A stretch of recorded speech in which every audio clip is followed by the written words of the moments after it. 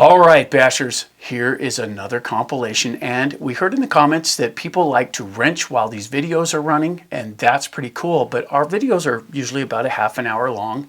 In this video, we're going to take all the videos that we did for wrenching on the Fireteam, and we're going to cram them all into one video, so it's one long wrenching video. For those of you that enjoy having the videos run while you're wrenching, this one's for you. I hope you like it.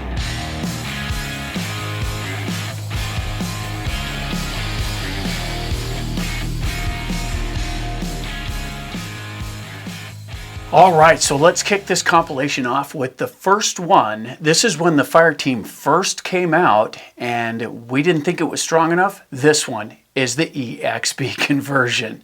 Let's do this. In this video, we're going to ask the question, is the Arma Fireteam tough enough for what you pay for? Now, out of the box, this is an RTR, so we already expect that it's going to have the stamped chassis, the stamped shock towers, and the plastic chassis braces, which, not surprisingly, this does have, and I think they're actually relying on that rigid body to help things stay in shape, and it really doesn't do the job they think it's going to. So in this video, on a budget, we're going to keep the cost down by buying stuff. All of it's purchased from eBay from different vendors, and I really like that, guys.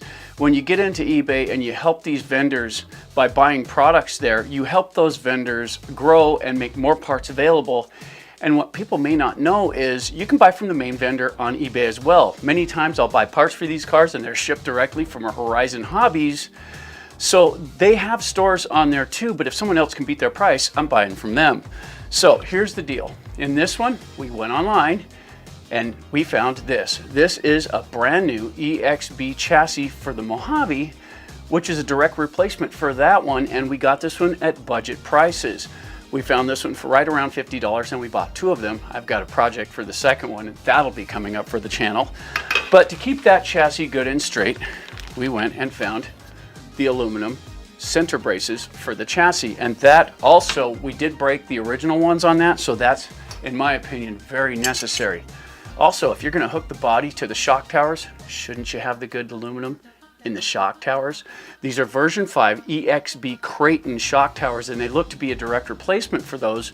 There's a slight difference in how they're built, but if they'll go on and function, I'm swapping them, and I don't care whether this is flat or curved. It doesn't matter to me. Make them tough. So that's the idea. Now, these are the three items that we're going to go ahead and replace on the car. And we looked at everything else, you know, the shock ends, they're all the heavy EXB shock ends and stuff on it. So it's really well built like that. So we asked the question, if we swap out these components, and keep in mind, we spent less than $200, and we'll give you a tally at the end of what it actually cost. But can we actually make that a Fireteam EXB? Let's see if we can do it. Check this out. Okay, first off, what we want to do is I'm going to pull this thing open and I'm going to show you what we've had for, damage so far within the car. And we did have to change the radio, and this is the DX5C. We put that in it. It does have the original receiver, but we did blow the servo, and when that went, the original radio was really difficult to get the endpoint sent and all that stuff, so we upgraded it to the other radio for two reasons. One, the DX5 fits my hand way better, and it has way more controls, and it's a snap to go ahead and set up. So we went ahead and altered it to that. Let's get down inside the car now, and we'll show you exactly what we bent and what we broke and what we plan to replace. Let's get the body off. Right here, the front brace, it's completely separated and broke right underneath the screw there. The back one's still in good shape, but since we're doing the front one, we'll do the back as well. The shock tower in the back here, we bent this pretty bad and had to use a wrench to straighten it. It was really twisted right here. The front one's still in pretty good shape, but we're gonna go ahead and trade it out as well. And then the chassis, bent right here. Nice bend there. It's not real tragic, but it's definitely bent. Okay, so there are the issues that we've had, and the front shock tower held up pretty good. We did replace the servo, but the rear shock tower, it got bent. And the way that's captured inside the body, and what I mean is, that particular shock tower sits way up inside here, and that's way inside, so there was no direct contact with the shock or the tower but still we managed to bend it, so that's not a good thing. What we do have here is this replacement that we're going to put on it. Now, the thing is, you hold it up and it is the same width. It does look like it's the same height. It looks like all the main contact points are there. This one looks like it might be a little bit wider here.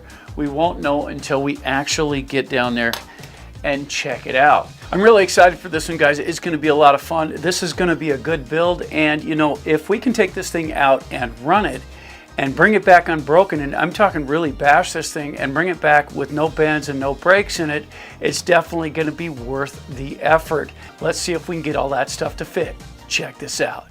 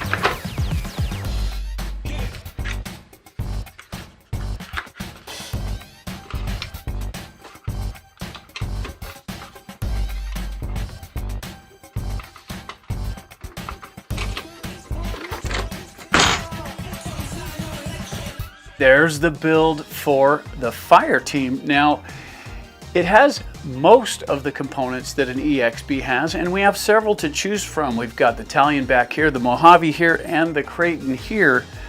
And we've done some close inspection between all of these cars, and what we've come to understand is most of the components are in there except for the top hinge pin brace. And check this out. This one is from the Fireteam, and it does not have the locking hinge pin. However, this one is from the Kraton, and this one does have the locking hinge pin, but that's about it. As far as size for size on things goes, everything is real similar in both, and both are a pretty good platform, and it was really nice. The Mojave stuff fit right on. But that's not all. The Kraton shock towers from the EXB version fit on as well, and the small differences in the actual build didn't seem to make much of a difference. The back one went right on. It was pretty much a straight replacement, and the front one did the same, and the body does seem to sit on it the way it's supposed to. Everything seems to fit right in. There's just enough play to where when you have things swell or move a little bit, they'll still pin down just fine. Which brings you to the first of our two questions, and question one, was this thing worth the money? You know, and I really think it is. I'm really disappointed that something this size didn't come out with the EXB chassis in the first place. Like I say, we've got plenty of those, and we haven't been able to bend one yet. And of course, you guys know we don't take them to skate parks and that kind of thing. But at the same time, we do bash them pretty darn hard, and we haven't been able to break one yet. So upgrading this to the EXB system really made a lot of sense. I'm not a fan of this heavy body. You know, it weighs more than a pound, and it weighs 1 full pound more than the body on the car next to it. And it's got a pretty high center of gravity, so I'm not super pleased about that either. But it is a really unique looking car, and I think it is definitely worth the effort.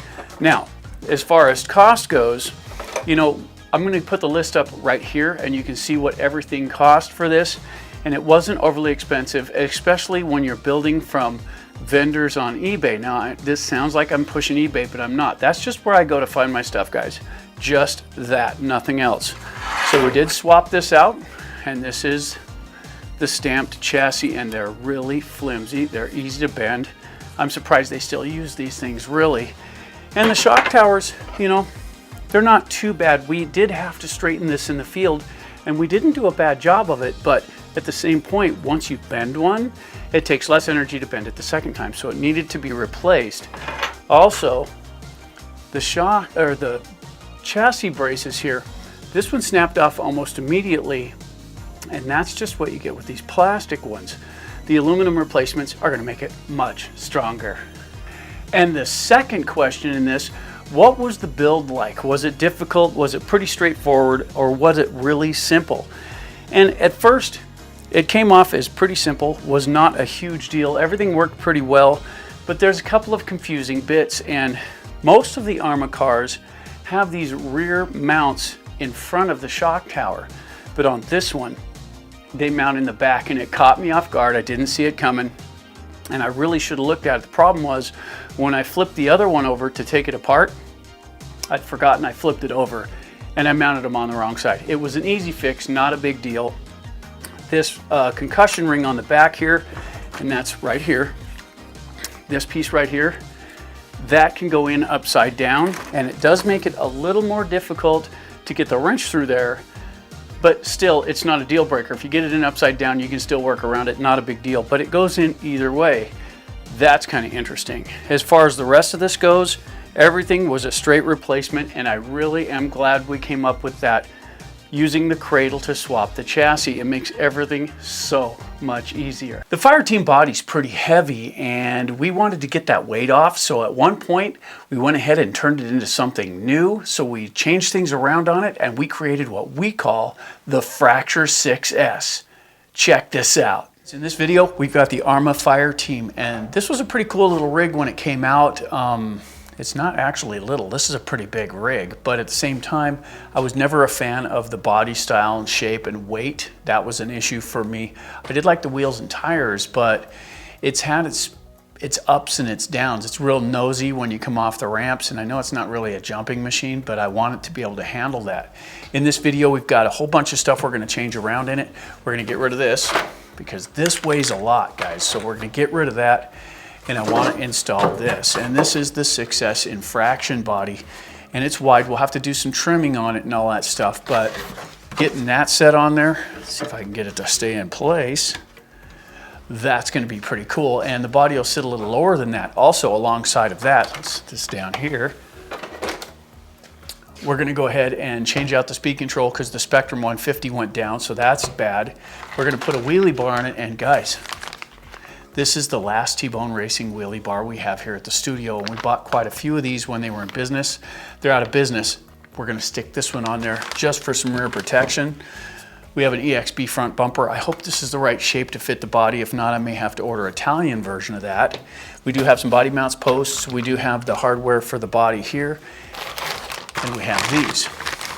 These are pavement tires. Now, I know they're pavement tires, but these are the rear wheels off of the Felony, so they're larger than your average ones, and these will still spin out in the dirt pretty cool. And the idea is this is kind of a drifting truck.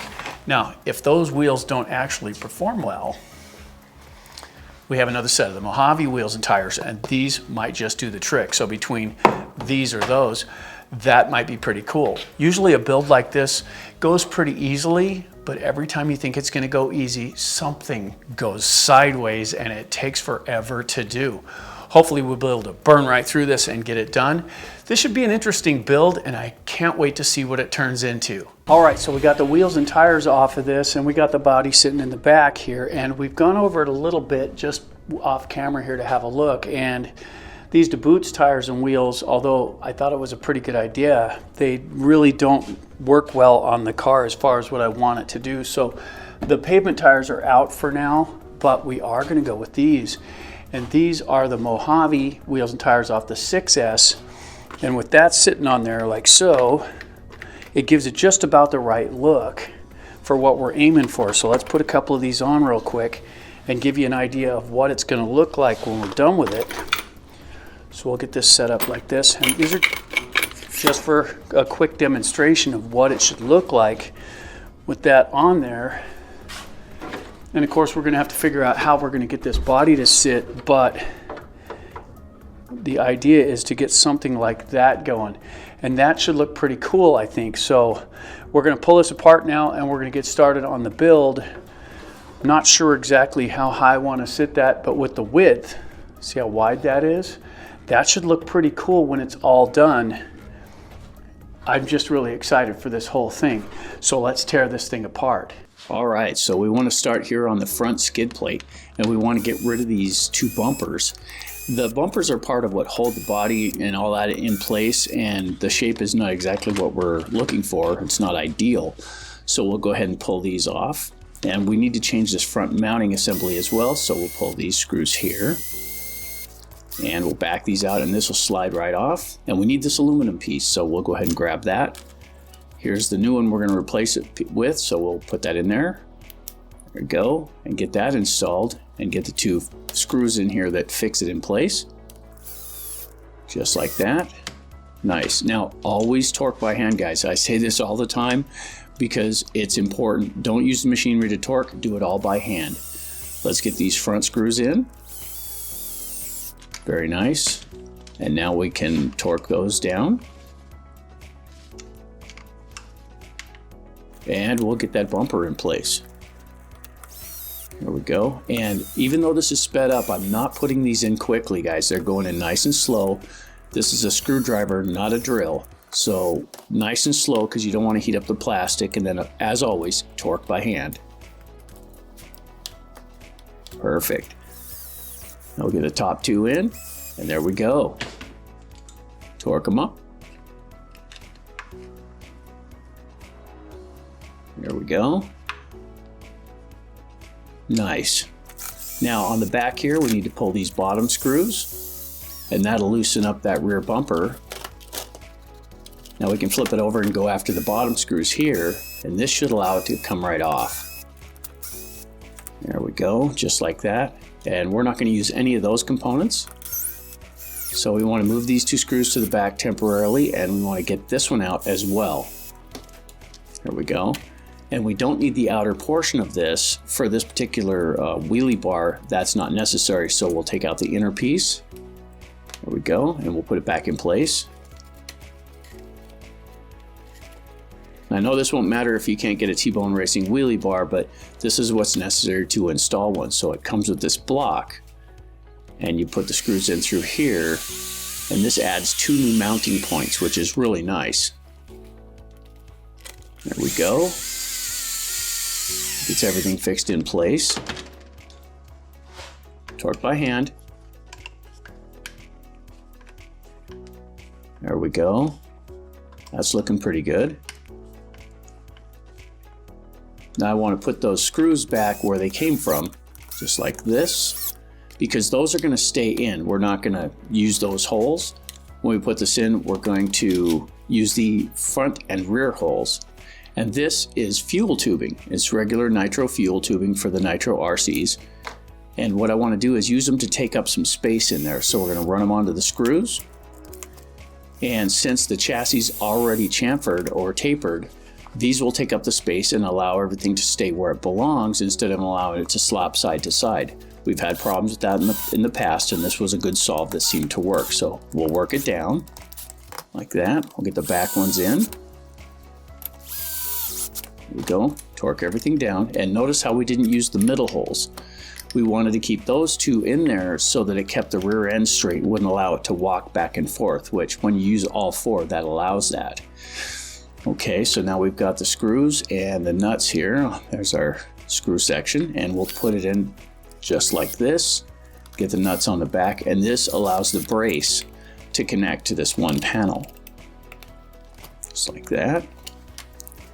And we'll get the wheels on it. Go ahead and snug those down.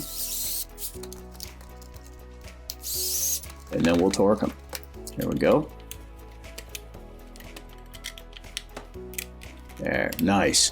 And that's what's involved in the wheelie bar. Pretty simple. Let's go ahead and get the body mount posts off.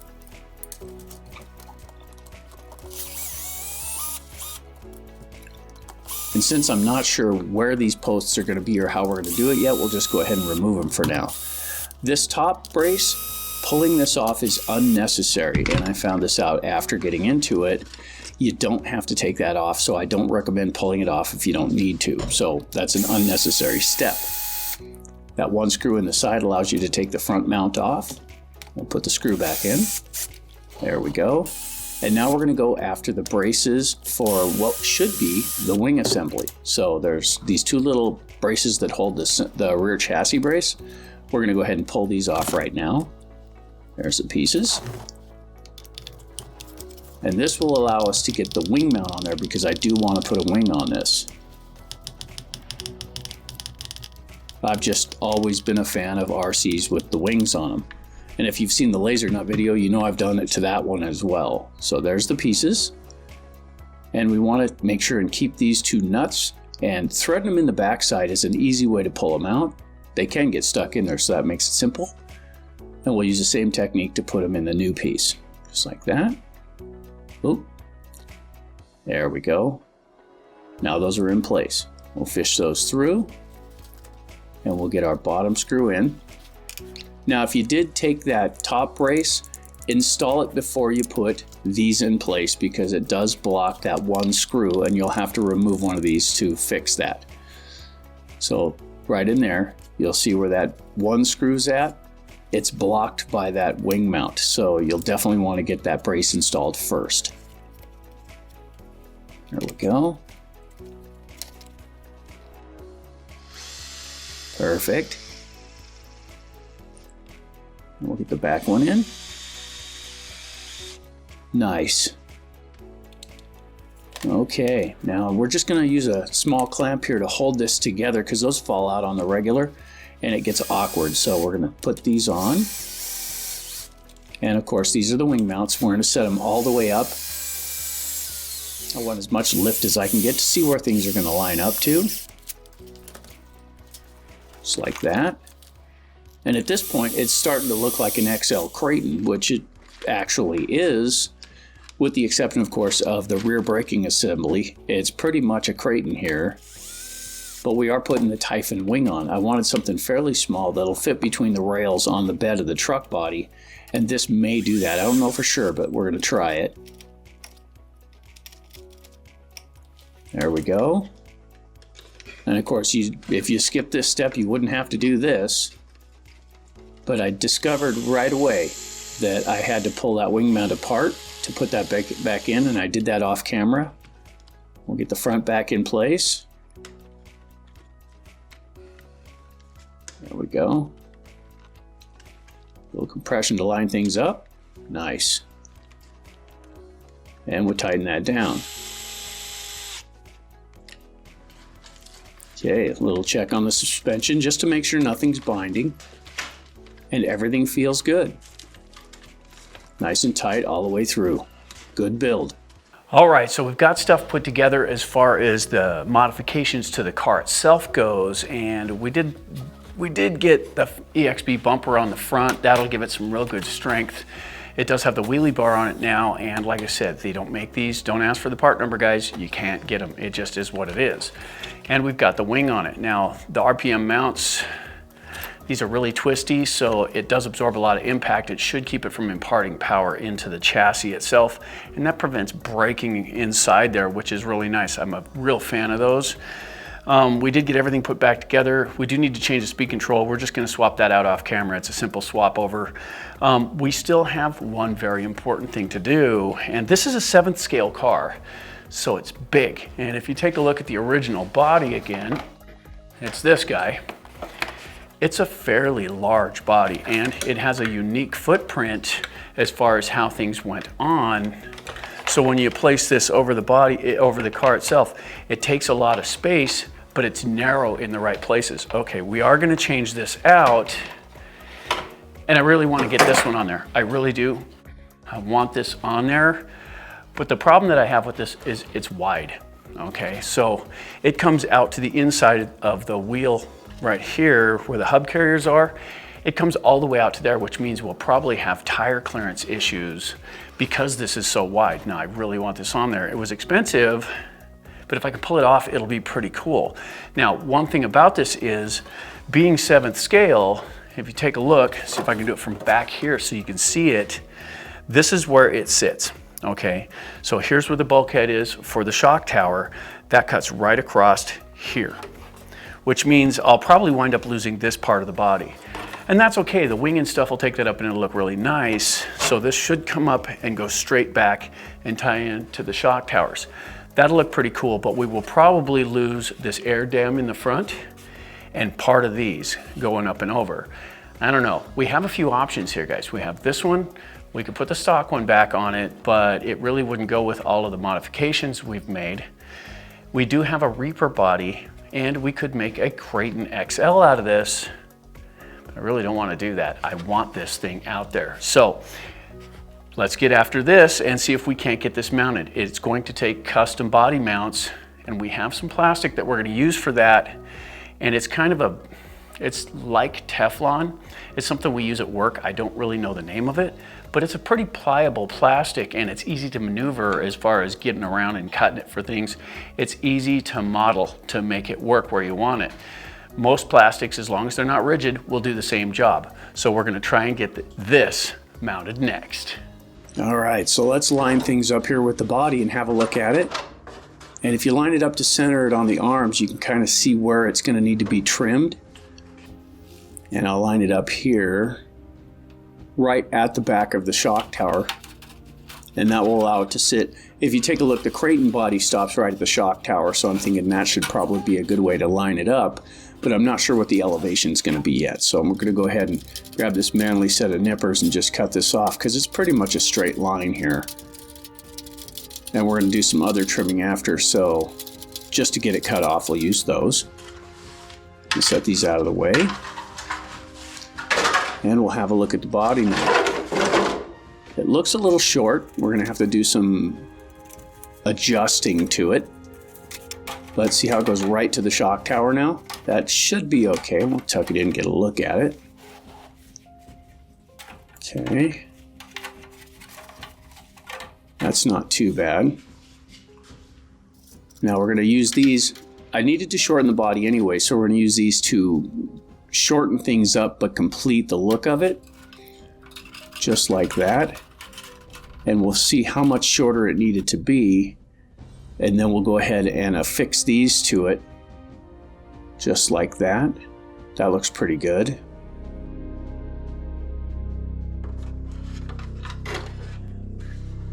I'm really bummed. We got into this, we started the build on it and everything, and we lost the footage. Our cameras shut down. I was unaware of it. We got the whole body install done, and we don't have the footage to show you. However, we will go over what we've done and what we used, and we didn't wind up using that plastic after all. What we did use was some other mounts from Arma. So we got some these are standoffs here that bring it out from the back mount here. And we've got some mounts here, and these are leftovers that we had laying around, and they just happened to work okay. And we did manage to get the body to fit, and it took some shortening and it took some extra attention to detail to try to get it to sit good. And I gotta show you, check this out, guys.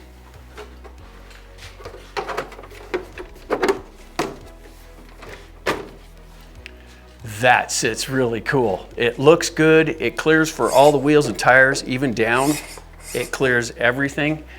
It should work good, and I'm really excited to get out and test it, make sure that everything looks and runs as cool as it should. This was a fun build. I wish I'd have had the footage to share with you. Guys, this doesn't happen very often, but every once in a while you run into technical difficulties, and this is what happens. So this is the build. We'll share everything we know about the build with you so that you can do it if you want to. The body does fit. It takes a little nerve to start cutting, and once you get to cutting on it, you're committed. And this was $90, I think, for the body, and we got that on eBay, so that's what we paid for it. And to take a set of scissors to it and just get after it, it's a risk. It always is, but if you have faith in what you're gonna do, lay some tape out, take a look at your lines before you get cutting, you should be able to do what you wanna do and keep the damage to a minimum. So I'm gonna get you a montage going. Check this out. This thing turned out really cool.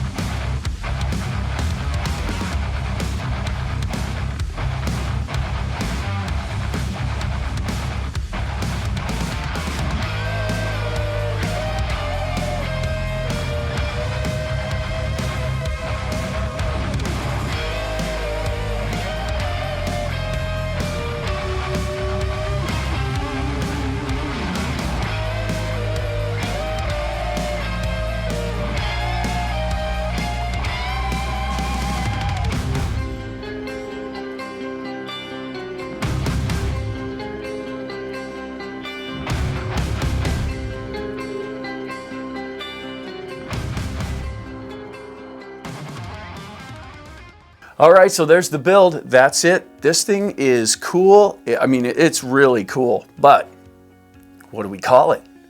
Is it an infraction? Is it a Fireteam anymore? Is it a Mojave? A Typhon? It's got all those parts in it. So how do you classify it? Well, it's 7th scale. It's going to run against the Mojaves when we get it out and play with it. So we've geared it the same as the Mojaves. It has the same drivetrain as the Mojaves. This one has the rear brakes of the infraction or the Fireteam. So that gives it a unique capability that the Mojave just out of the box doesn't have. It does have the stock components in there, but we still have to change that speed control, and that won't take long. It's a direct replacement. It'll go right in.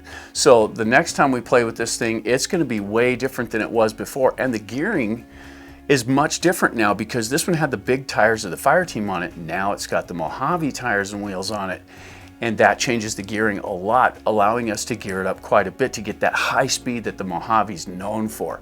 This should be really cool, and I'm really excited for it. The body posts that we use for this are factory Arrma body posts. We were gonna make some that were wider to sustain it, but it really went on good and it's tight. It doesn't wobble side to side, and that's just the stock mounts in how you apply them. So we'll get a couple of pictures of those up here for you so you can see how we applied them on this one, but how you put them in is entirely up to you. You can put those posts anywhere. Just be really careful about how you port your body so you don't make the holes too big, because if you make the holes too big, it'll rattle on there and you may not be satisfied. As far as that goes, those parts, you can go to Arrma and just look at body posts and pick the ones you want. If you get them off of the 6S platform, they'll work and that'll be okay, but make sure your offsets for what you want to do work for your application before you purchase them. The part numbers and stuff, a lot of these parts that we use for the body posts are stuff we just had in our boxes here. We didn't have anything to look up for it. They're all pretty much the same, but what we really dig, and we're going to use Arrma as an example on this because they really do shine in this demeanor. When it comes to creating your own stuff, the 6S platform from Arrma is amazing. And the reason for that is they use many of the same components in all their different cars. They have the same diff housings, they have the same differentials for the most part. They have the same everything. The arms are different, the drive lines are different, but you can interchange them. That's what's cool. The mounting points are all the same, so you can make something longer, shorter. You can swap parts in the 6S platform and create whatever your mind can imagine. These platforms allow you to do that a lot easier than some of the other ones where you have to custom print or custom cut out parts to make things work. In this platform, this really does shine because if you want a longer one, an XL Kraton, an XL Italian, whatever, you can simply bolt a Mojave chassis on it, change the drive lines, and you've got a long one. It's a little more involved than that, but it's still bolt-on ability. You don't have to do a lot of building and cutting and trimming. You can bolt parts on, and that's what makes this part of it so much fun. What do we call this thing? Is it a Mojave? Is it a Typhon? Is it a Fireteam? Is it an infraction? Guys, it's a little bit of both, and that's what makes it cool. So that turned out pretty cool in my opinion, but there's one thing that I always wanted to do, and that's build a lengthened or stretched out Kraton. In this video, we take the fracture and we remake it and we turn it into a Kraton XL. And to my knowledge, it's the only one I've seen with rear brakes. This should be pretty cool too. I hope you like it. In this video, we're going to do another build, and this one here, this is the Fireteam chassis, and it's got all of the running gear of the Fireteam in it because this is what it started out as, and we put the Fireteam tires back on it. At the same time, it has some EXB upgrades in it, so it's got the EXB shock towers, it has the EXB chassis braces, the chassis, and it also has the Kraton EXB front bumper on it, which makes it a pretty tough platform. And this one has the last of the T-Bone Racing wheelie bars on it that we got while T-Bone was still in business. You can't get them anymore, guys, but this is the last one that we have here. And I really like Arrma for one thing, and I like them for a few things, but one thing I really like is the ability to mix parts. And what that comes down to is basically the Fireteam has the Mojave chassis on it. You have the Typhon, the Italian, you have the Kratons, and they all have basically interchangeable parts for a lot of it. So you can create whatever you want. You can take a Kraton chassis and you can put Typhon arms on it. You can switch things around any way you see fit, and that makes these fun to wrench on because basically universal parts are awesome. In this video, we're going to do part of the build on this one. So we went ahead and stripped off the fracture body, and that was the Infraction 6S body that we mounted on this to make it compete with the Mojave. It was pretty cool and everything, but I want to try something different. And if you guys have been paying attention to the channel, you watched us do the Trademark XL build, and that's a stretching of that vehicle. This here is already stretched because it has the Mojave chassis on it, but we're going to build a Kraton XL out of this one, and I like the fact that it has the disc brakes in the back. That should be pretty cool as well. So what we're going to do is today, we're going to take, and this is just the BLX version 4 body, and we're going to get this mounted on here. So the idea here, we're not going to use this body overall. We may bash with it, but I have a new one that I want to put on it, and we have a couple of options here to play with, but we want to get this mounted so that the body posts are in the factory position for the body, so you can interchange whatever you want. You can swap them right out. The difference being, if you take a look here, from this shock tower to the back of the body, and we're going to just roughly guess where this sits. It should sit right about there. This is the distance that it stretched it from the Kraton. So we're going to have to build some blocks there to make that work. These will be nice and clean. They'll be good and sturdy, and it'll look really efficient once we get them built. And we're going to use this. Now, this is plastic, and it's basically black cutting board plastic. So anything pliable like a cutting board, that kind of plastic will work for this. You don't want rigid plastic. You want the stuff that's a little bit pliable. And I don't know what they call this stuff. We use it for forms at work, but it's really pliable. So like I say, any kind of fairly pliable plastic will work as long as it's big enough. That's the real key. In this video, we're going to go ahead and we're going to shave these blocks down, and we're going to get them mounted to show you how that it is done. And we'll get this all put together. Now, there's 1,000 ways to do this. I'm aware of that. And if you can get yours on and you're happy with it, awesome. All right, so we've got things down on the bench, and it should go pretty smoothly. We've done this before. So what it is we're going to take the vise here and we're going to true up our pieces. Our pieces aren't exact, and we want them to be the same, and they need to be square on the end. So we're going to square those up, trim them to fit properly, and then we're going to mark them so that we'll be able to get all of the pilot holes in the right place. So let's go ahead and see where we're going to need that stuff, get it in the vise, and we will trim stuff off, and then we'll continue on from there. All right, so here's the blocks, and we want to get these lined up here. And in order to keep them in line, we're going to tape this together here. And we'll just hold them in place so that we can get the same basic distance between the two. So let's get them lined up good, just like that. And we'll get them fixed into the vise here. And I want to flush this out so we can just make them the same length, nice and square. This is the end that's going to mount down, so I want to make sure it's good and flat across here. So we'll take a little time, and we'll get this nice and flat. There we go. Just like that. We'll clean it up some. Just like so. Nice and flat. Okay, so let's tape the ends because we're going to want to mark this, and that'll show us right where we want to drill to mount these. So the tape makes it a lot easier to see, and we're going to pick a central location. And we want to get the bottom hole in first. So we'll mark both of them the same. And we're going to drill these out. We're going to do them one at a time here. And get them set in there. And now when we pick our drill bit, we want to be a little bit smaller than the screw. And that'll allow us to have some threads in there. So we want to pick one that's down a little bit, not too small, but small enough we can use the threads in there. So we'll tap it pretty deeply here. And then we're going to countersink this just a little bit so we can get the screw started. And we'll run the screw down, and that'll create the threads in there, and that'll make it easier the next time we go to install it. Let's do the other one. And the same thing applies here. There we go.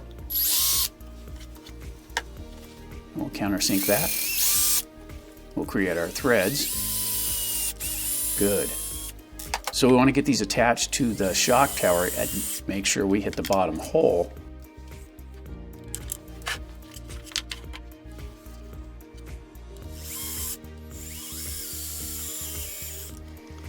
And we'll get them lined up. There we go, snug them down. And since they're already in there, let's go ahead and drill them out. That's the same bit, and we'll run those screws out and take them off so we can countersink them.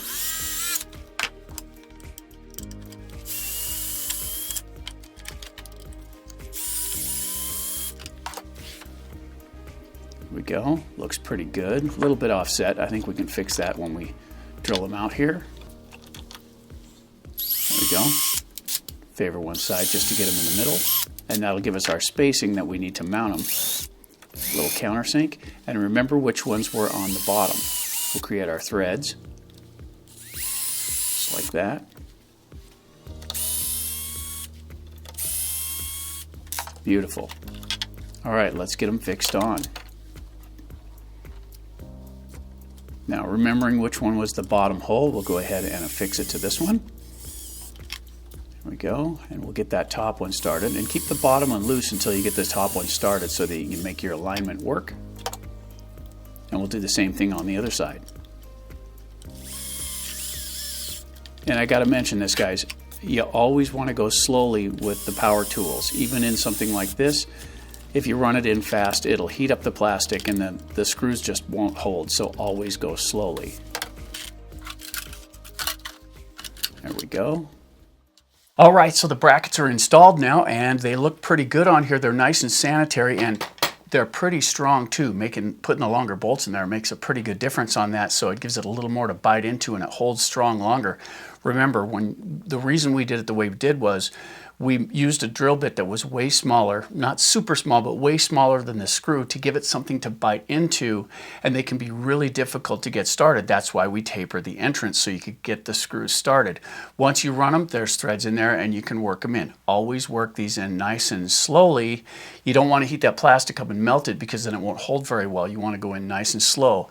The tool we use, even though this is sped up a lot of the time, it's a screwdriver and it doesn't spin very fast. You speed it up, it looks like we're really ramming them in, but we're not.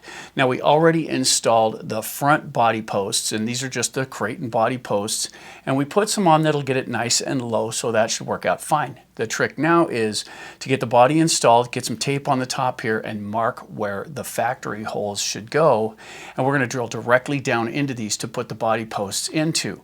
It works pretty slick, at least it did the last time we tried it. Let's get on with it. Okay, so let's tape the top here, and we want a good tape job. We'll shrink it down so that it matches the exact dimensions here so we can get our marks in the middle, so make sure it matches the sides. We'll get that body back on, make sure we pin the front so it stays right where it's going to be, just like that. And let's have a look at it here. We want to get these right in the middle so we can pinch them a little bit. They're flexible. There we go, those are our holes. So we're going to favor towards the middle of the plastic so that we don't drill towards the edge. We want to make sure and try to get these pretty well centered. So the pilot holes are in there. And this is the right size bit for the body posts. So we'll get that in the drill. And be really careful here, guys. These drills grab this plastic and it'll pull it right through. So be real gentle, especially on the other side. There we go. So on this side, there's a servo down there, so you don't want to go through and let it pull through at all. Make sure that you control it. We'll get our tape off, just like that, and they fit. Cool. All right. So I've got some shorter ones here, so we're going to put those in so they don't hang through on the bottom so much. We'll get those down.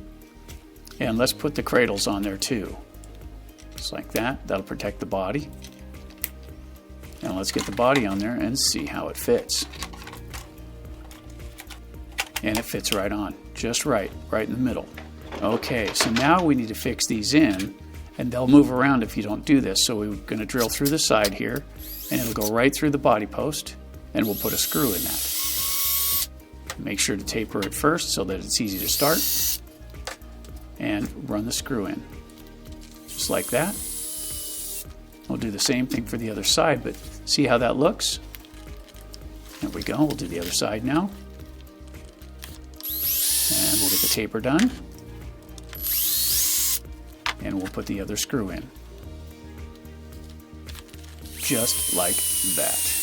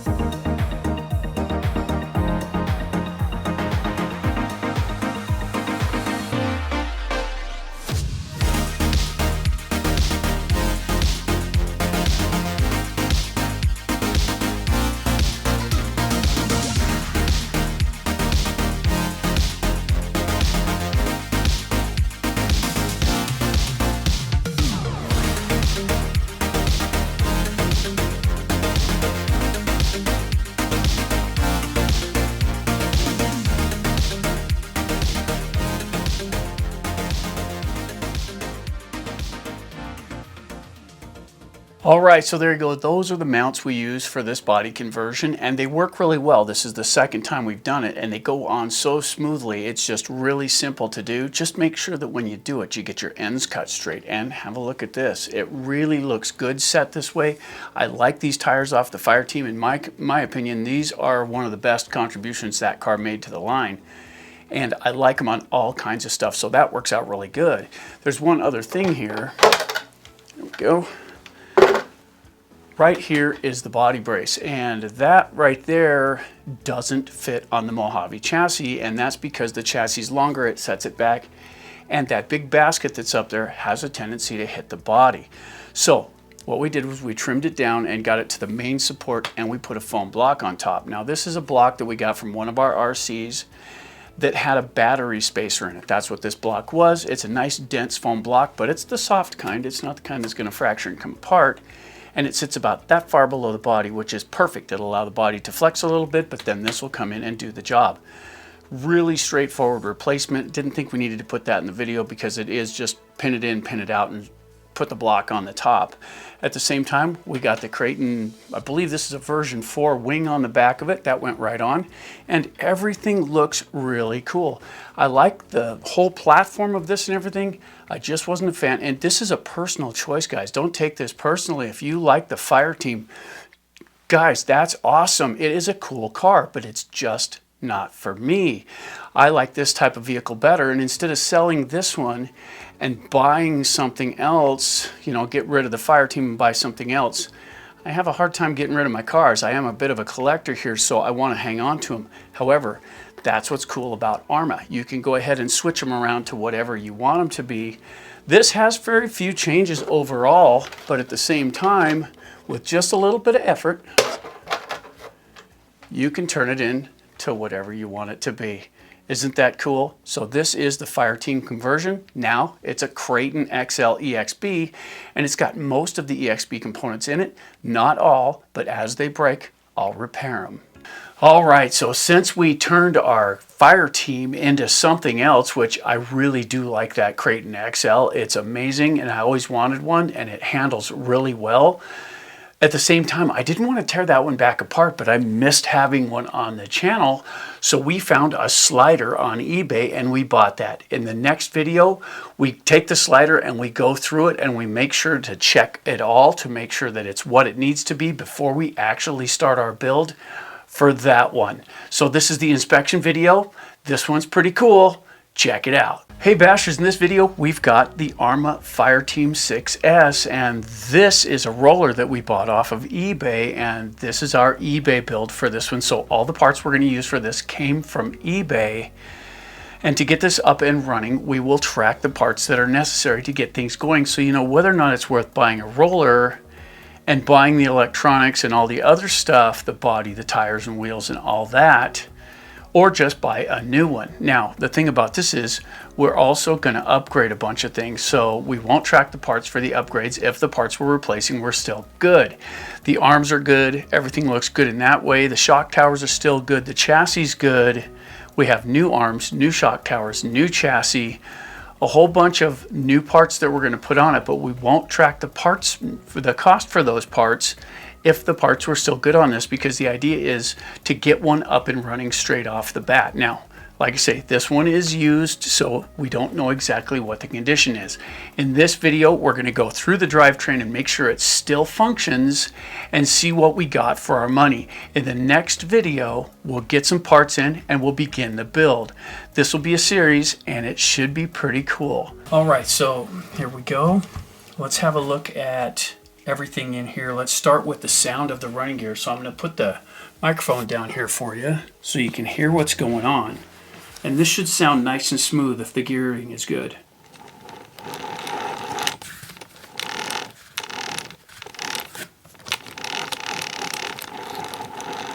The back differential feels pretty good. Let's do the front one.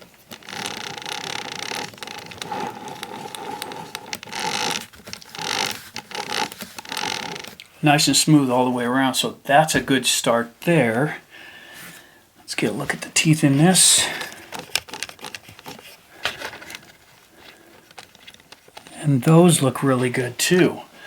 Okay, good. That's a good positive start. All right, so checking it out this way, as far as rolling it, there's no resistance in it because there's no motor or anything. It's just the drivetrain. So rolling it this way is more of a feel thing than a hear thing, but both work. So as you roll it through, what you're actually feeling for is smoothness between the pinion and the ring gear, front and rear, because you'll feel those contact points forward and backwards, and you can feel the little bit of slop that's in there as you go back and forth because of the drive lines and the cups. It feels like there's a little bit of slop in there, but actually you're feeling the connection points from the front to the rear. It's okay. This is a great way to tell if your drivetrain is spinning freely, which means your bearings are good. So that's a good start. Okay, that being said, it's time to flip this thing over and have a look at the suspension on the bottom. So let's take a look at it this way. And everything looks pretty good through here. We are missing one of the skirts on this side, but the bottom looks like it's got pretty light use on it overall. Suspension feels good both sides there. No weird twists, nothing. Chassis looks pretty good. It's actually still straight, so that's all very encouraging. All right, that behind us, to be honest with you, after looking at everything and feeling the way the drivetrain feels, there is no bows in any of the drive axles. All of the grub screws are nice and tight in there. Everything is, if you move those axles just a little bit, you can watch both sides of the differential from the pinion to the outer drive cups. You can see them move exactly at the same time. There's almost zero delay in there, which means the shimming should be pretty close.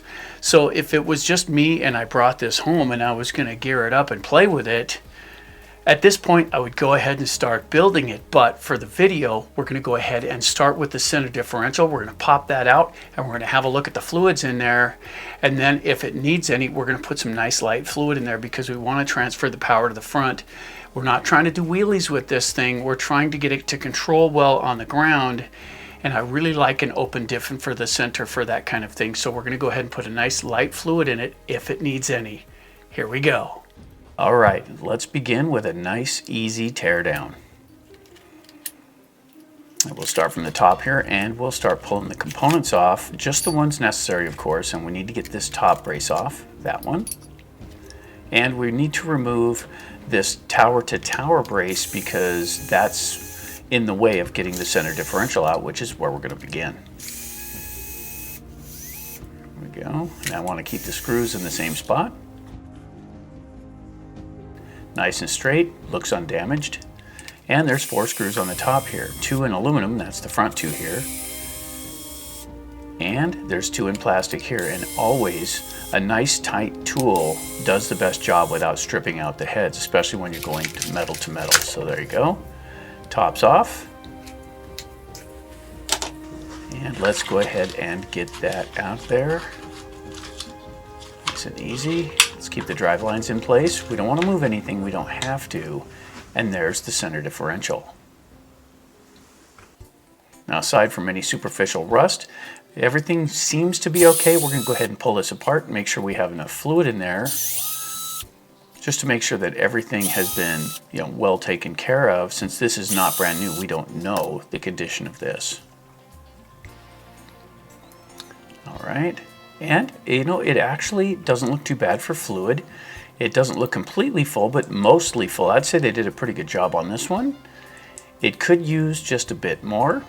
So we're going to go ahead and top it off with a little 10K. I don't want to swap it out. I just want to lighten the fluid a little bit. Usually the Fireteams handle pretty good right out of the box. Just thinning it down a little bit will probably get the performance I'm looking for. Now don't forget to roll these gears around a little bit to make sure that that fluid goes down inside of it. And you need to leave enough space so the sun gear can go down without spilling it all over the place. There you go. Make sure you work the gears together. And this is very important because you can put it all together and have the gears misaligned and then it won't work. So make sure that it's functioning and then line up your screw holes here. And to prevent them from cross-threading, I always like to start these by hand. Using a power tool is fine once you get them going, but if you start them crooked, a power tool will just destroy threads, especially in an aluminum housing like this. So I like to get them started this way. We're going to go ahead and run them in by hand on this one, and that's fine. And I like to use a cross pattern when doing this. It's kind of like putting the wheel on your car. Do it in a cross pattern formation. It cinches the wheel down nice and evenly, and that's the whole point here. You don't want to pinch one side. There we go. Now we'll check the operation, and it seems to be working pretty good. Not bad. So let's go ahead and put it back in the car now. And I'm glad we left the drive lines in place.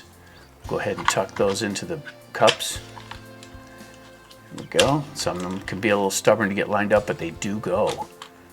There we go. And then right down into the saddles there, and make sure it sits all the way down and it's in the right position. Check operation. Everything feels pretty good. There we go. And now for the top plate. And this is a tricky little deal because underneath this, it is exactly the right size. It's not bigger by any bit, it's not smaller, it's exactly the right size, and it really does take effort to get this down in place. There we go. Make sure it snaps, and that's getting it all the way down. Check all of the function, make sure there's no overly large amount of movement in anything. That needs to be sitting down completely firm so that it can't move, and that will protect it from gear damage later on. Alright, so to put these bolts back in, we want to use some thread locker on those front two because it is going into aluminum.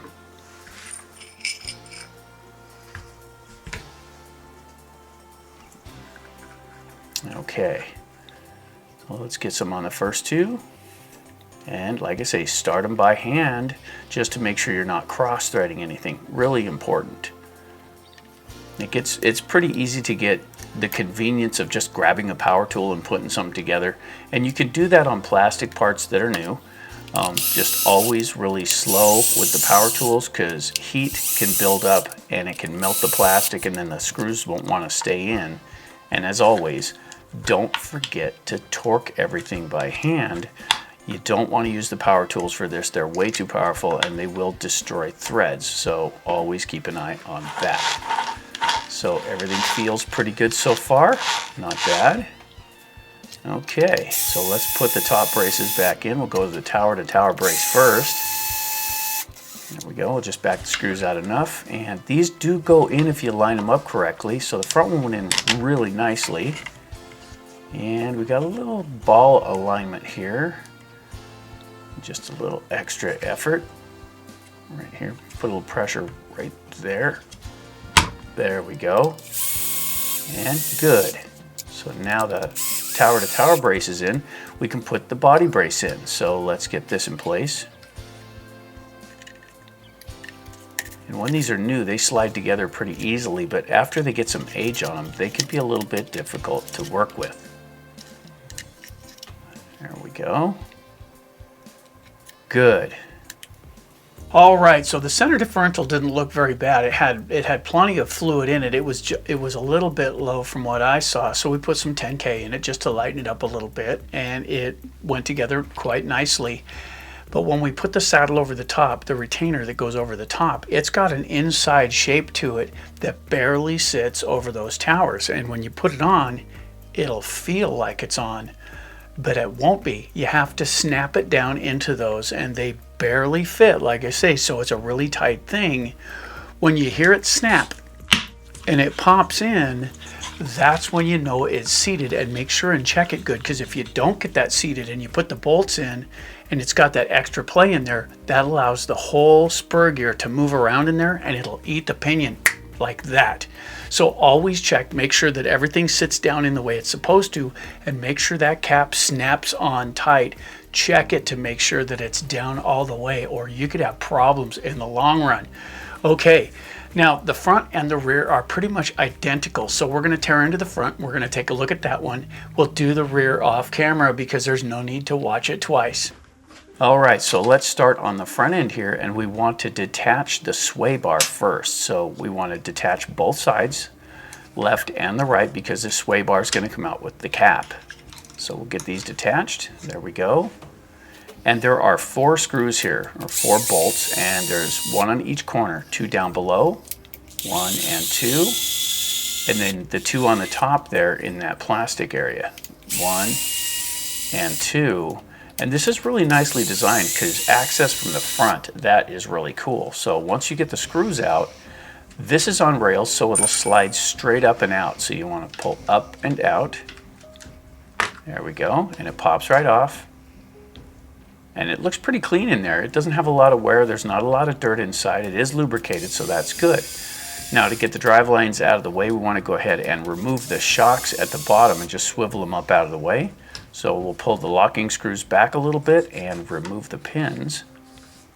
1 and 2, just like that.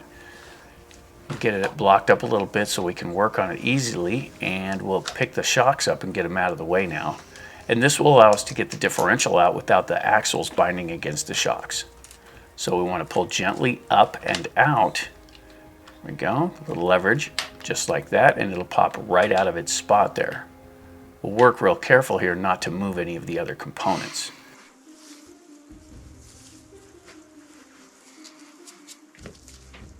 So let's go ahead and take it apart. It looks pretty good, but we won't know what it is until we get it apart. Now, I am noticing that we do have a shim on the front of this. So it does have one shim on it already, so that's encouraging. But that's not so encouraging. So it does have lubrication in there, but it doesn't have very much. So you're not going to get much in the way of resistance with that amount. So we'll go ahead and top this up. And since this is the front differential, we're going to put 100K in it because I want this one to have a little bit of resistance. I don't want to lock it down, but I want it to have some resistance. And be careful not to overfill the differential because that sun gear takes up space when you put them together.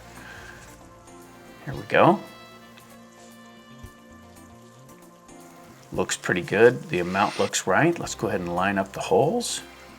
Be sure you get the gears aligned correctly and then test them a little bit to make sure everything is good. And if everything is sitting well, go ahead and start your screws. There you go. Started those by hand. And we're still going to snug them down just gently with the power tool. We're not actually torquing here. We're just running the screws in. And we're running them in very slowly. This is sped up, so it looks like we're really cranking them in, but we are going nice and slow because heat does kill plastic and speed equals heat, so we definitely want to go nice and slow with power tools. Nice test on the gears, and everything feels pretty smooth. All right, there it is. So let's go ahead and see if this is going to work. So it already has a shim there, I can see that, so we're going to go ahead and put it back in because I forgot to test it before I pulled it out. I got all excited. So we're going to test it this way. We'll put it in place and we get it lined up right. Make sure that shim goes in first and it should slide right in. When everything's in place, we want to go side to side here to see if it moves. If it moves at all, it needs a shim because it needs to be pretty stable. So I can see movement. That one shim is failing to do its job, so we're going to add one. And here are the shims that come with the kits nowadays. So we'll pop this out and put another shim in with it. There's a little bit of damage on the drive cup. I think I can get it on. There we go. Just like that. And that looks pretty good. I don't think we'll have a problem with that. So let's see if we can get that in with the extra shim on it. And it went in. It went in nicely too, so it didn't have to get bounded to put in there. It went in nice and evenly, but it does look like it's doing the job. And a little side test, now it's nice and snug in there. Perfect. Let's get a little lube on that. There we go. And run it in just to make sure everything's got a little bit on it. And that'll do the job for that. Now, to put the cap back on, make sure that you get it in line with the rails that go down there. Now, if you take a good look, you'll see it, and it should slide right down into place. You can look down along the side and make sure that it is snugged all the way down. If it is, go ahead and start your screws. Now, one at the bottom, cross over to the one at the top, and that'll hold it down flat. Then you can put the rest of the screws in however you want to. Just like that. And then, as always, torque them by hand. Beautiful. Okay, that being done. Oh, one more. There we go. Now let's go ahead and reconnect the sway bar. And that's a matter of just popping it back onto the mounts. Easy does it. Just like that. Hemostats really do work nice for this. And everything feels good so far. We'll go ahead and reconnect the shock absorbers and we'll just put them in place. Just like that. And we'll get them lined up and put those pins back in. And the pins actually do the job of holding them in place. So here we go. Line it up. Right in. Perfect. We'll do the other side as well. Nice. Okay, that being done, let's go ahead and lock down the keeper bolts on the back. And these lockdown bolts, they just keep those pins from sliding out. There's a little notch in them, so it holds them pretty easy. You don't have to torque them down super tight. You just have to get them down good. All right, so there's the run through on the roller, and I gotta tell you, I'm glad we tore into the whole thing because although it felt pretty good on the outset when you started goofing around with the gearing and stuff, once we got them open, we realized that the front and the rear diffs were barely filled at all. So what that comes down to is they were basically open diffs. If you just put a little fluid in there, it's an open diff situation, but it's just enough to lube up everything that needs to stay lubricated so it doesn't rupture. It's not really designed when you have that much in there to be resistance to give you certain controls, and that's something that you add afterwards. Now, the center diff was in pretty good shape, and it felt like it had some fairly stiff fluid in it, but it wasn't super stiff. So we put some 10K on top of that to lighten it up just a little bit because I don't want it to be locked down. I want it to bleed off power. That's just the way I like to run things. So in the back, we went ahead and we put 30K in the back. But we did put 100K in the front to tighten that up a little bit for handling purposes. So that's kind of what we wound up going with. But if we hadn't taken it all the way down, and you know, we did have to pull that concussion ring set out, and it came apart pretty easily. But you can get the diff cover off with the bumper in place. It will flex down far enough to get that out and make everything accessible. So we were able to go ahead and check and reset that rear differential. We did have to put fluid in the rear diff, and we added a shim to the front because it's called wear or break in. So once you take a brand new part and you put it together and run it for a little bit, it will seat itself into a comfortable position, which usually adds a little bit of slack. Adding that extra shim takes that slack back up, and it should stay pretty good for quite a while now. So the initial break-in, what you want to do with that if you have a brand new one is run it a little bit, pull the covers and check your diff spacing and make sure things aren't walking in there. If they're moving back and forth, you need to add a shim to stop that play, and that'll keep you from eating your diffs as easily. There's still a little bit of driver's responsibility on that. If you hit the ground under power, that's a lot of power to throw against those differentials, and you can force a problem. My take on that is always be off the throttle when you hit the ground and then grab the throttle. Just don't be spinning at full power when you hit the ground unless you don't mind repairing that stuff, because that does happen. So there you go. That's part one of our eBay build for the Fireteam 6S, and I know I've said this before, and I'm gonna go ahead and say it again. The Fireteam isn't a real jumper, and at the time when we first got this, we were really into doing that kind of thing, but I do miss having one here at the studio. It's kind of a little change of heart thing, because the more I see just the body sitting there with nothing under it, the more I want one again. So we're building this one to replace the one that we turned into the Kraton XL. And I'm not sorry we did that, because I've got the only Kraton XL I know of that has rear brakes, which is really cool. But at the same time, putting the Fireteam back together so we can go do what it's designed to do. Keep it on the ground, hook into corners, and take rough terrain. It's designed for that, and that's pretty much why I want one.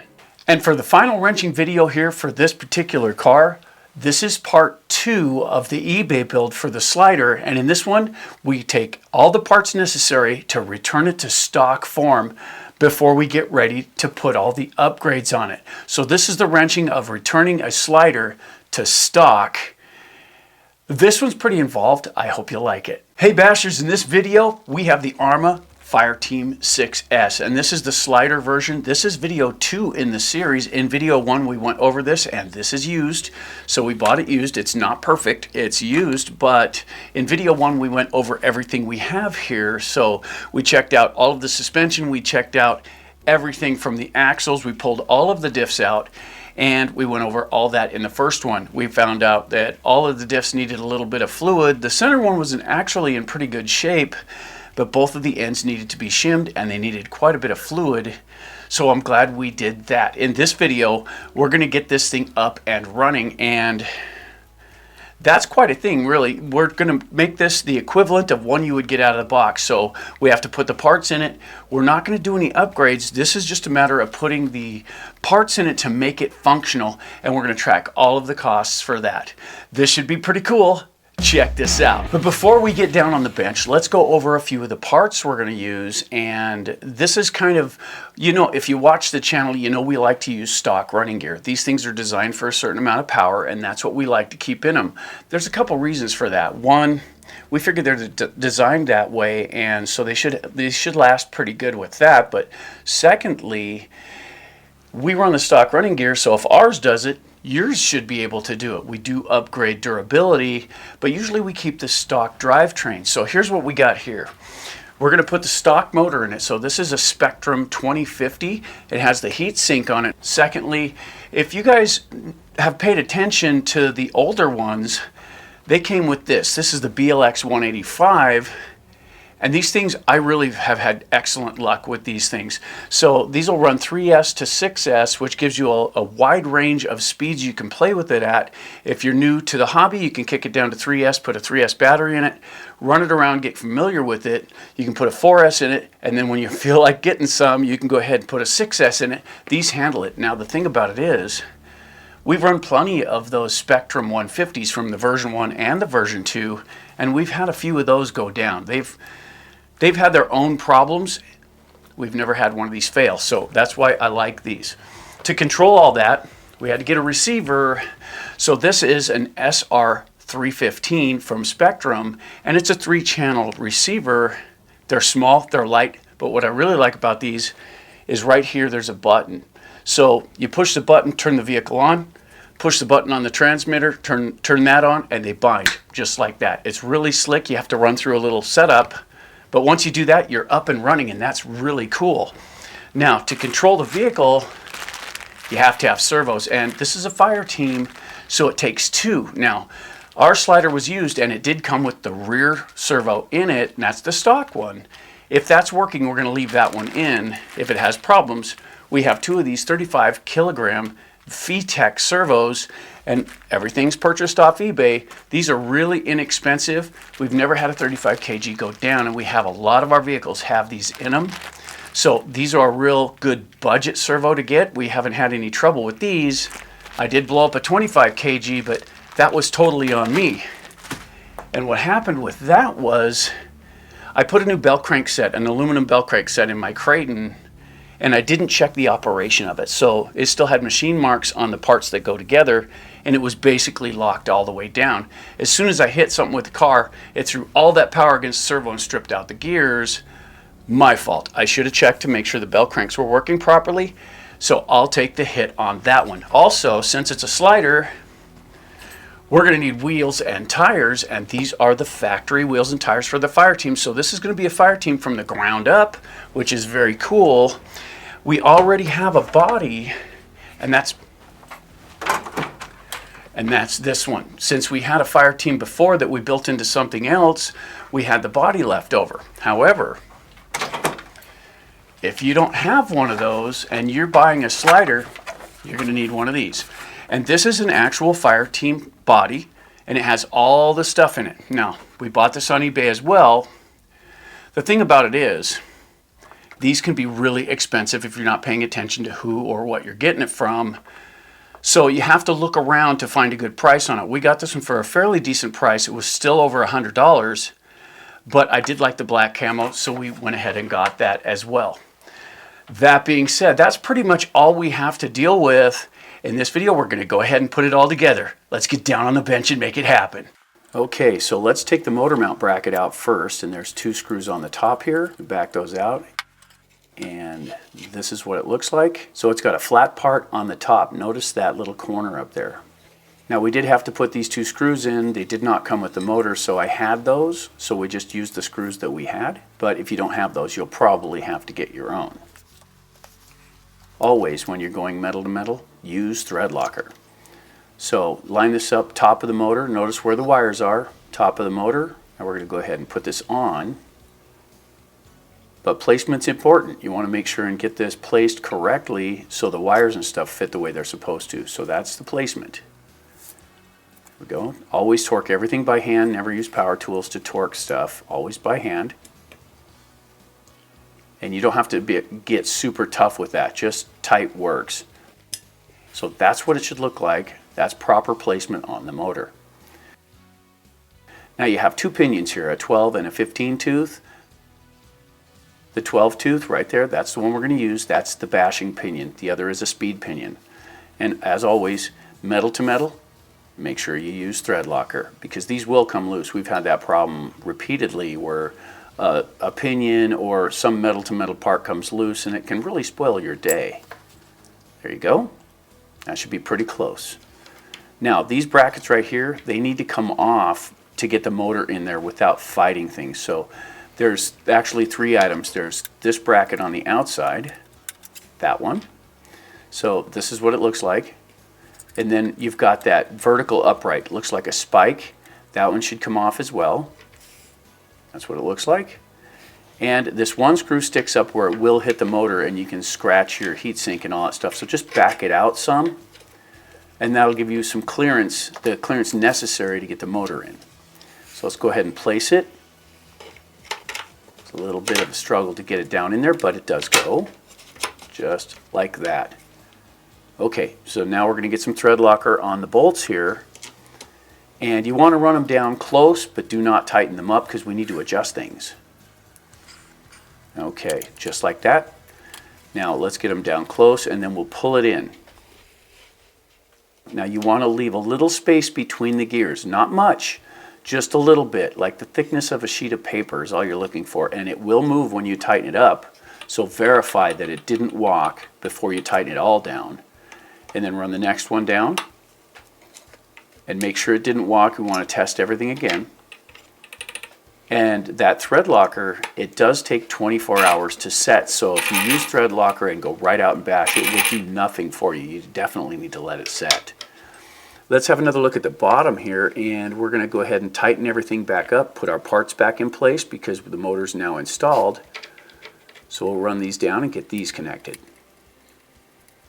Beautiful. And this bracket has a flat spot on it that goes against the edge. It'll only go in one way, so I don't believe there's any wrong way to put it in. And it goes just like that. And now the motor's installed and the brackets are in place, and verify that they're snug. And we want to have a look at the leads.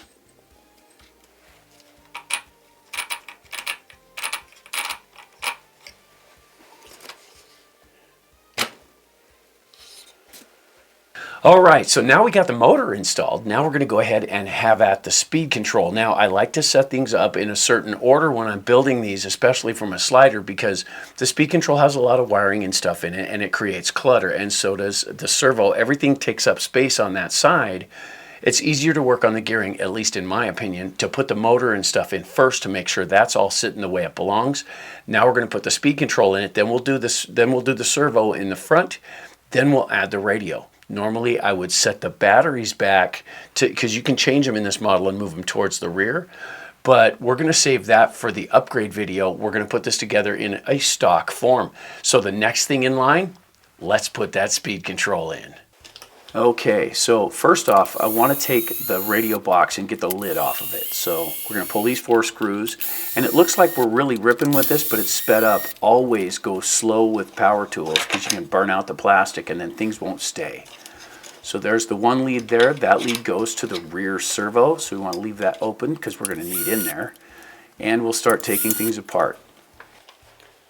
Now we need to get the floor off the bottom here and loosen that bracket because we need to get this bracket off. So there you go. And the reason is you have to run your wires underneath it to keep them from getting caught up in stuff. Let's get that new speed control out of the box. I always enjoy this part. There we go. Be real careful with the wiring, as always. And let's look at alignment. So everything looks good. And the wires have to go by that bracket because they're going to get tucked into that. So that's the proper way to put it on. And we'll fit these on. And I've had both situations where I've put servo tape underneath it to try and help it down. It doesn't really make that big of a difference, but I think the foam underneath it can help hold heat, so we don't use the servo tape underneath these anymore unless that's the only way to restrain them.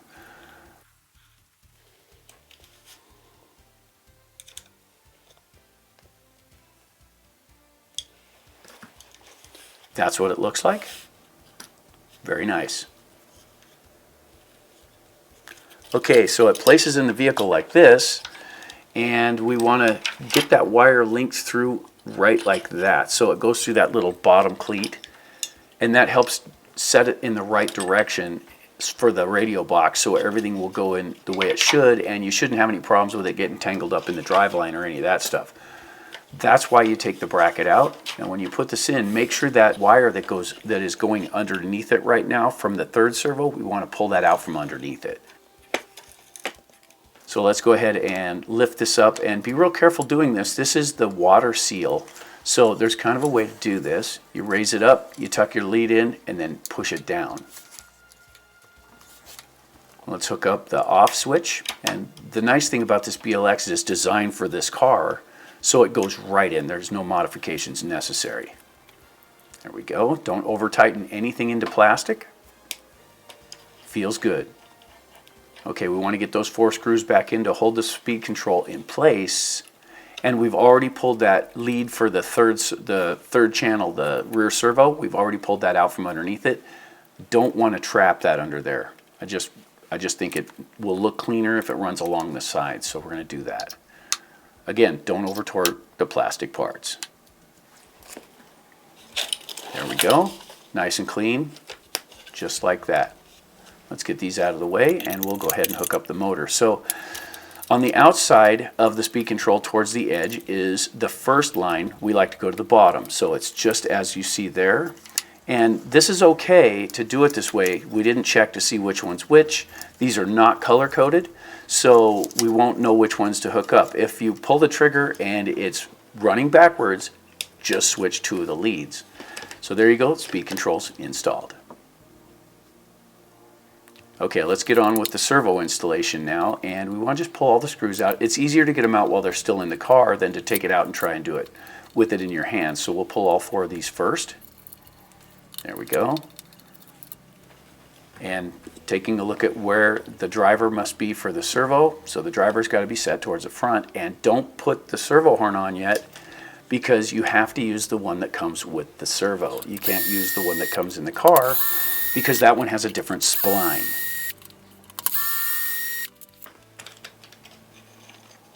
And there's our bracket, and notice the tapers towards the front.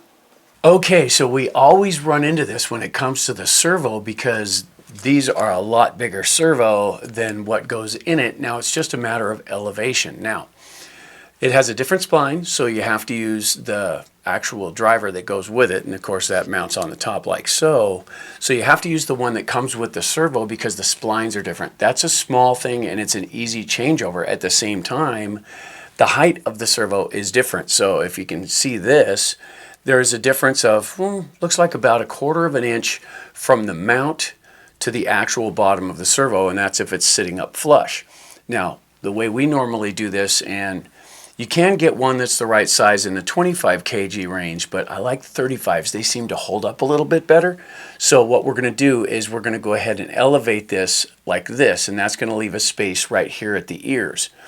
And we're going to build a block that goes right in there. Now, you can use a piece of plastic, you can use small washers, whatever. Make sure you have a decent screw that'll go, bolt that'll go down through that and hold it tight. But we've done this to a lot of them, and it holds up really well. And so that's what we're going to go ahead and do here. One thing you want to keep in mind is this is a shaped bracket. So it's more square on one end, it's tapered on the other end. Don't forget the tapered end goes towards the front, and that's where you want your driver to be. So it should be towards the front at the driver where it's tapered. That's how these go in because they'll have interference if you turn around and put them in backwards. Don't let that bite you. Make sure and line them up correctly. Now we're going to go ahead and build these blocks. We're just going to build the blocks off camera because they're just plastic blocks. And since we're using a different type of servo than should be in it, it's something you shouldn't have to do if you use the proper size servo. Still, it's just a block. It's not that hard to do. So we're going to get that done, and then we'll go ahead and finish the installation of this. All right, so there's the bracket, and we want to install the servo, and this can be a little bit tricky, but if you're really careful with your wiring and work it down inside, it does fit just like that. And that's standard size, but they can seem kind of tricky. And notice how this one doesn't actually fit the way the stock one did. All right, so we got the blocks built, and they are really simple. I'll get you a blow-up of this, should be right up here. And we've got 2 plastic blocks between the actual mount and the servo, and it was really simple to do. You can use just about any, like 3S arms are just about the right thickness. They're a little bit thick, you might have to shave them a little, but just cut a couple of pieces out, drill a couple of holes through them, and mount them on. And now it sits flat on the bottom. The servo's raised just about the thickness of 2 sheets of paper, so it won't sit on the chassis. It still will be on the stands, but everything mounted in just like it's supposed to, so that's encouraging. Also, alongside of that, these are the servo horns. Now, this is the one that comes with it, and of course, there'll be a picture up here, but look at the build on this. See the elevation change here? This lifts the arm up quite a bit. Okay, so this is a pretty good raise in the arm height. The one that comes with the 35 kg does not have that lift, which means it won't lift it as high. So this one lifting it up and this not lifting it up, we should be really close to the same elevation, so it should go right in with no problems. That's all very encouraging. And like I say, we've done this before, so I know it's going to work, but I just wanted to explain it to you before we got into it. Let's put it in the car. Okay, so we want to make sure and orient this properly, so the driver needs to be forward, and we need to make sure and keep the lead in a sanitary way. We don't want it to get bound up in stuff, so we'll run it through the bracket. And now we'll fish it underneath the chassis brace, and that's where you want to run all these, under the chassis brace, so that you don't get interference from the drive axle. Just like that. Position is good.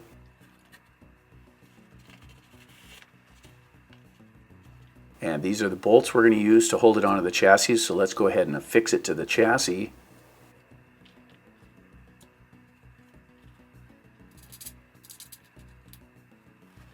And we are using a driver on this, but this is really sped up. We're going nice and slow because you don't want to create heat in the plastic. It'll keep things from holding, things will come apart. Slow is everything with power tools, and don't forget, always torque by hand. There we go. Let's have a look at it. Looks pretty good. Wait.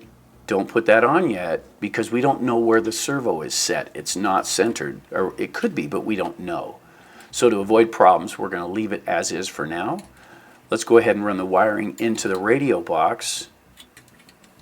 And this can be a little awkward sometimes, but these leads need to be standing vertically when they go through this slit. They can't go through flat. You have to make sure and stand them on edge, and that can take a little doing, but it is completely doable. And don't leave a lot of extra wiring outside the box. You want things to be nice and clean and to the point, and keep the extra lead inside the radio box. That keeps things from getting tangled up. See how that looks? Okay, so here is your receiver, and this is a 3-channel, and we want to use all these channels 1, 2, and 3. So first off, at the beginning, we want to find the steering servo, and that goes on the top slot, and it's marked on the receiver so you know where to plug things in.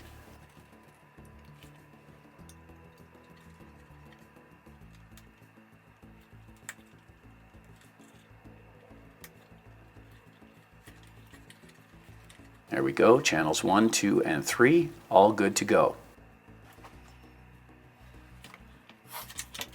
Now hopefully this will come on the way it's supposed to. We're going to use a 3S battery because this speed control is capable of 3S, but since we're using 1, we need this loop connector. And we're going to use the DX5 Rugged as our radio here. So you push the button on the receiver and turn the car on, and it'll flash like this. Turn on the radio. Now in this one you have to go down to the bind setting, so we'll scroll our way down there. There we go. Scroll down to bind and push the button. Now you just run through the quick setup. Notice how the light went solid. Now everything is working. Sweet. Even the third channel's working.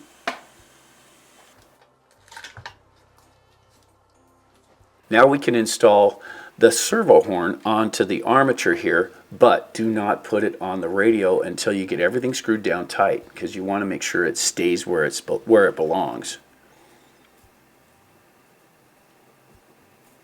Now this one happens to have a nut for the top. A jam nut is a good idea. It'll keep things from coming loose. There we go. And since we had the radio synced, the servo is in the centered position. Perfect. So as always, a little Loctite on this, but let's use removable on this to make sure that, and basically, come on guys, you should always use removable Loctite on this type of stuff. But make sure you get some Loctite on this so the servo horn stays in place. Now we'll give it a test. There we go. Steering is good. The throw is good. Nice. Okay, so I stopped and I took the battery box out with, this is actually the radio box on the front.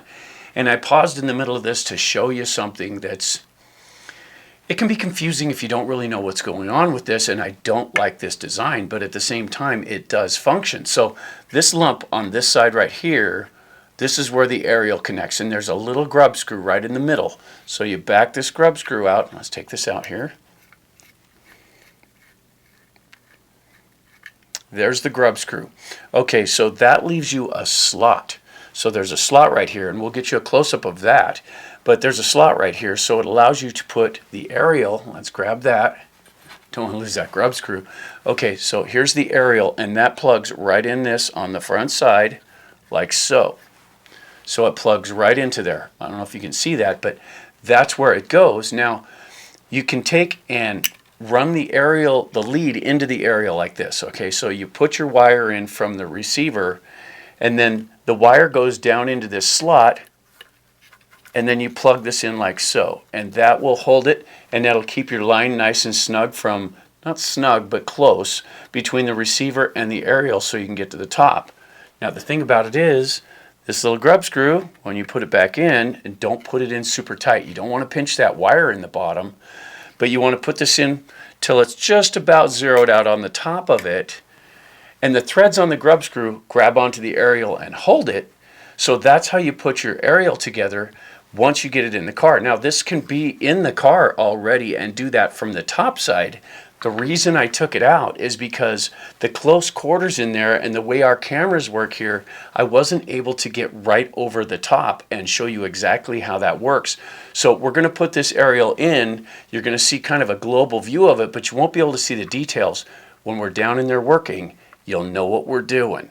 So let's get it all put back together. Okay, so now we want to peel this adhesive back off so that we can stick this down. And do not push down on the binding button. Push around it, make sure it's stuck down good, but don't push on that button. You could destroy it.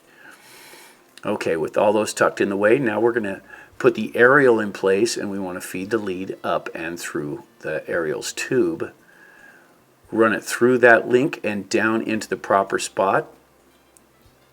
And we'll get the aerial up. But we need to tuck that wire down into the horseshoe, so we'll just use a larger wrench driver and we'll gently push it down in the slot before we put this in. And that, of course, is the grub screw, which will hold everything in place. Do not crank it down tight. Just run it down kind of flush so you don't pinch that aerial lead. We want to make sure that is undamaged. Also, do not pinch any of the wires when you put this on. This is really, we've been there, we've done that. It sucks when you cut a wire in half because you get a little out of pocket putting something in. Be patient, make sure that you have everything tucked in neatly to avoid damage. There we go, and always, as always, torque by hand, never torque with machinery. There we go. That's looking really good. Beautiful. So let's get the wheels and tires on it now that the electronics are in place. And these wheels, they have a shoulder in there, which makes it a little difficult to get the nuts started, but it is doable. And also, with these tires, they're directional. Make sure they're heading the right direction.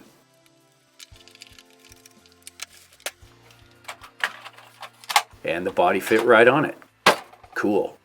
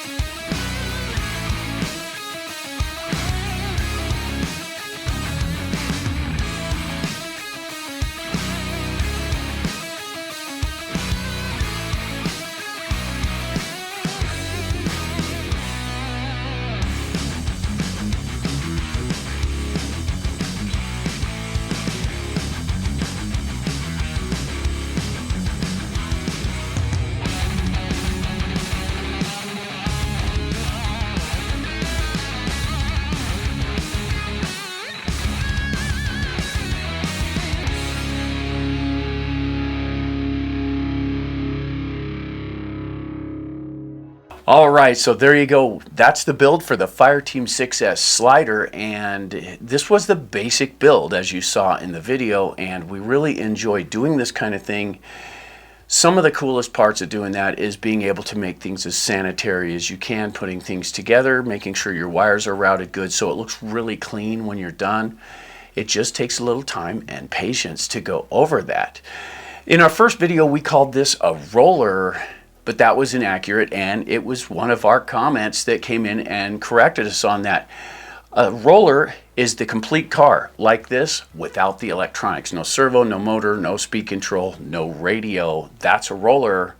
If you're missing the tires, wheels, body, and all that stuff, it's a slider. So thank you for correcting us on that one. We like to stay accurate.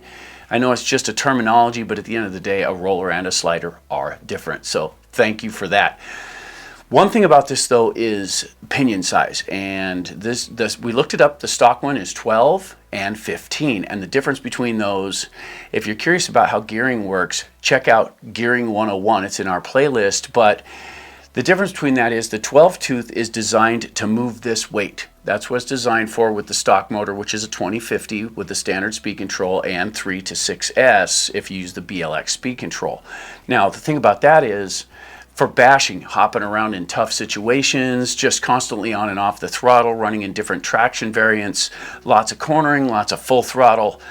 The 12 tooth is designed to move that without overheating the internal gearing. So what that means is, and what I mean by that is, it won't draw as many amps through the battery because the gearing is smaller. It gives it more torque, which means it handles the load better. It does limit the speed because it's a smaller dimension on the pinion, so every revolution moves the car less, but at the same time, if you're going to be on and off the throttle all the time, you can overheat the motor and the speed control, and if you hit a certain temperature with that, you can melt some of the components inside of it and ruin that gear. So, and what I mean the gear is the motor and the speed control, not the gear itself. Now, that's the bashing pinion. Now, if you put the 15 tooth on it, yeah, it's more impressive to watch, but mind your temperatures because that one's not actually designed for bashing. That's for big, flat, groomed areas where you can get some full speed up and run it, but you're not constantly on and off the throttle. You're not trying to bounce through areas. The traction variant is pretty consistent, but even if you're going to run the 15 tooth pinion, don't forget to get in there and check your temperatures because you can still overheat things. That's the speed pinion, not designed for bashing. The 12 tooth is the bashing pinion. So take that into account when you are deciding which gear to put in it. It comes with the 12, and the 12 seems to be pretty good for bashing. Also, there's a difference between the slider and the stock one. Now, the thing about that is, we'll go over the costs here in a few minutes, but the slider is just the running gear. So that's the chassis, all the stuff that you saw in our first video, that's the slider. Now the thing about that is, this did, after we did the math, did actually come out to be more expensive than buying a stock version RTR with all the new stuff in it. But at the same time, that's not overly important if you plan to pull all the stuff out of it. And what I mean by that is, you buy an RTR, it's ready to go. You check the differentials, make sure things are good, and then you pull the motor, speed control, change the radio, all that stuff. You want to upgrade the servos. That's all of the internals. You might as well buy a roller instead of buying a full one, because you don't have to pull all that stuff out. You can buy the components you want to put in it and drop it in there. Now, you're going to spend more for a roller than you will a slider. But if you take into account the cost of the body, and let's say perhaps you don't want to use this body. This is a 7th scale chassis, so you can put any number of things on it with some adaptation. So you can change the weighting, all of that stuff. So if you don't want to build a stock one, it makes sense to buy a slider so you can create whatever you want. The beauty of this platform is the parts are more or less interchangeable between vehicles. You can put parts off of this car and that car and this car on it and build something that you want to have that they don't actually offer on the market. If you want one of these, buy an RTR, because that one's going to be more cost effective. You're not going to change the radio, motor, speed control, any of the electronics. You're just going to take it out and have a good time with it. That's what the RTR is for. But if you want a custom one, if you want to build something that is truly your own, you can get a slider and save all of that work and the money, because like I say, the basic cost was about $222 for the slider. Buy your motor, speed control, servos, radio. Put it together and you're good to go on that. Then you can select your tire options and your body options. And if you're a wrench monkey like I am, you like to get on the bench and make stuff out of stuff, that's really the way to go. Also, one other item before we get into the total costs here is the difference in the radios. Now, the RTR comes with one of these.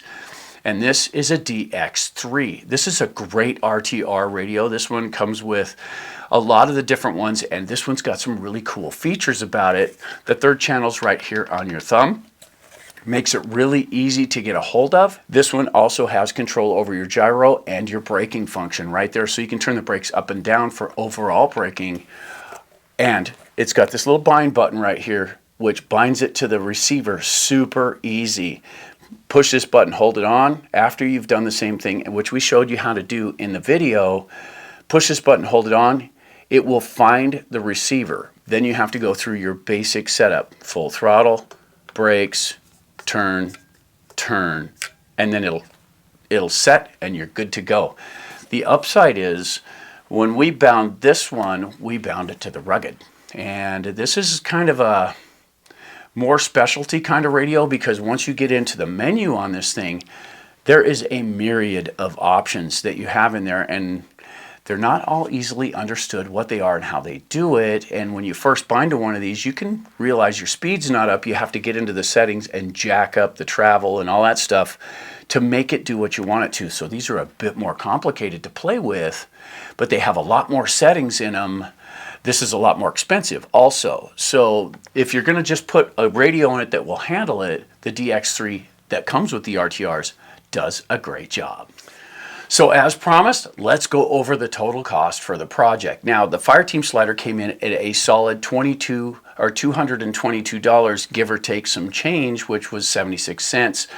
We had the 2050 motor for $65.84. The BLX 185 came brand new at $119.85. The receiver, the SR315, came in for $54.99. The Spectrum DX3, we were able to find more than one at this price on eBay. And of course, everything was from eBay. That was $34.99 for this. And that's crazy low price for something like that. So that was very cool. Also, we bought 2 VTech 35 kg servos, which the 35s require that adjustment that we put into this one. Personally, I think that's worth it. We got 2 of those for $38.20, and that's an everyday price on eBay, which is amazing. We have those in a lot of different vehicles here.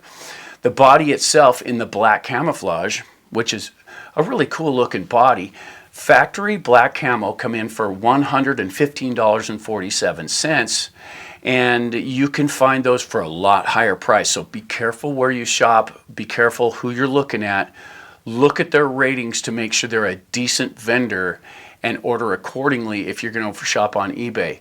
We've had really good luck there. We aren't sponsored by eBay. This is just where we get a lot of our parts because multiple vendors means you get to select who you buy from. Really cool on that one. Also, the tires and wheels. Okay, these are the factory tires and wheels that go to this car, and we got a set of 4 for $75.99 shipped to the house. Now, that brings us to a total of $728.09, give or take, because I didn't count the servo tape to put that in. I didn't count a couple of screws that we needed to fix a couple of spots.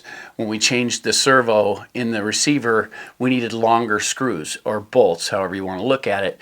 And we happened to have a big drawer of that stuff, so I was able to dig those out. But if you don't have those, you may have to look into that as well.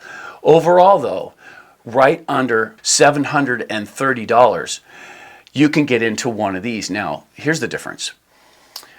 You can buy an RTR right now, as of the making of this video, on A-Main Hobbies for $649.99, and that seems to be pretty average throughout the market. Some people are asking more, but that's what A-Main is selling them for. So that's your basic RTR, and you get everything you need to play with this. Check a few things out, make sure things are working the way they should be, and you're good to go. And if you want to run a stock one, that's the more affordable way to do it. But if you're gonna build something custom, that's where you want to look at the difference. And the difference is $78.10 between the RTR and the slider we put together. Now, these are all priced off of eBay vendors, which means those prices vary, and I can't give you the links to them because I bought those parts. So you're going to have to find them on your own if you want to do this. Is it worth the $78 to build it yourself? Well, if you're like me, the answer is absolutely yes, because you'll be able to upgrade and modify and do stuff without having to tear a bunch of parts out of it that you didn't need to pay for. So that can be a lot more advantageous. But if you just want to run one, definitely buy the RTR. So there you go. There's our compilation for the Fireteam as of today. And you know, we've had a lot of fun with this car, but it's not perfect for a lot of situations. If you want to get it off the ground, it does have a tendency to nose over if you hit ramps. Even if you're in nature and you catch a roll, it has a tendency to nosedive, and that's unfortunate. But if you run it where it's designed to be run, if you get it down on the ground and you hook around cool stuff, it looks, you know, it's much like the UDR in that aspect. It looks so cool when it's cornering through things, and the UDR shares that. Nothing comes close to how the UDR looks when it corners. This is very much the same thing. If you haven't already, don't forget to bash that like button and help our content spread. You know, we really enjoy doing this stuff, and we're really hoping the compilations help. If you have anything you'd like to add, please feel free to get down in the comments below and help others along the way. For AJ Jam Studios, I'm AJ saying, keep bashing.